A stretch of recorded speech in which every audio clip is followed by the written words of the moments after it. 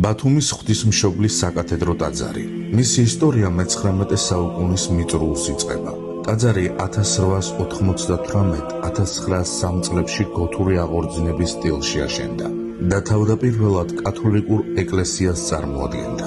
მისი მშენებლობის ინიციატორი იყო ცნობილი ქართველი მეცენატი და მეწარმე სტეფანე ზუბალაშვილი. სტეფანემ იტალიიდან მოიწვია არქიტექტორები და მხატვრები და ტაძარი დედის, ელისაბედ ზუბალაშვილის ხსოვნას მიუძღვნა. გადმოცემის თანახმად ეს თავად ელისაბედის სურვილი ყოფილა. გარდაცვალების წინ დედა სტეფანესთვის უთხოვია ბათუმში აეშენებინა წმინდა ტაძარი, სადაც მისი სულის მოსახსენებლად ილოცებდნენ. ზუბალაშვილების ოჯახმა ეს სურვილი შეასრულა. ტაძრის მშენებლობაზე იმ დროისთვის უზარმაზარი თანხა 250,000 რუბლი დაიხარჯა.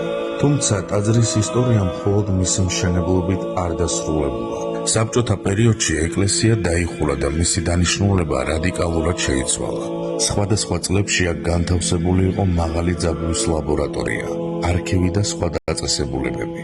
1907 წელს შენობა შეაკეთეს, ხოლო 1999 წელს იგი საქართველოს მართლმადიდებელ ეკლესიას გადაეცა. იმავე წლის 16 მაისს ტაძარი საქართველოს კათოლიკოს პატრიარქმა ილია მეორემ აკურთხა. ეს დღე ბათუმის ეკლესიური ცხოვრებისთვის განსაკუთრებული მნიშვნელობის მოვლენად იქცა. ტაძრის კურთხევის დღეს დაახლოებით 5,000 ადამიანი მოინათლა. 2011 წლის 21 თებერვალს ბათუმის ღვთისმშობლის შობის საკათედრო ტაძარს კულტურული მემკვიდრეობის ძეგლის სტატუსი მიენიჭა.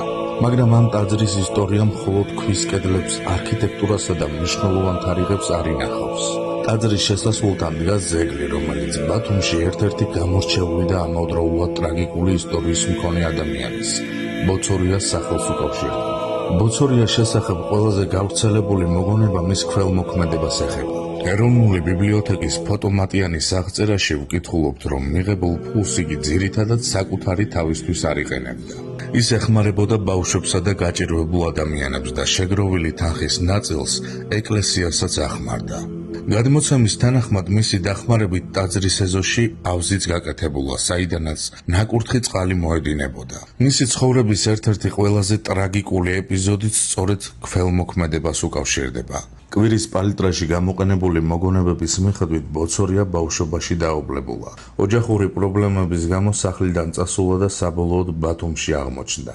გადმოცემის თანახმად მოგვიანებით იგი ფსიქიატრიულ დაწესებულებაშიც ყოფილა, საიდანაც ილია მეორის ჩარევით გამოუყვანიათ. დღეს ეს ტაძარი ბათუმის ერთ-ერთი მთავარი სულიერი და კულტურული სიმბოლოა.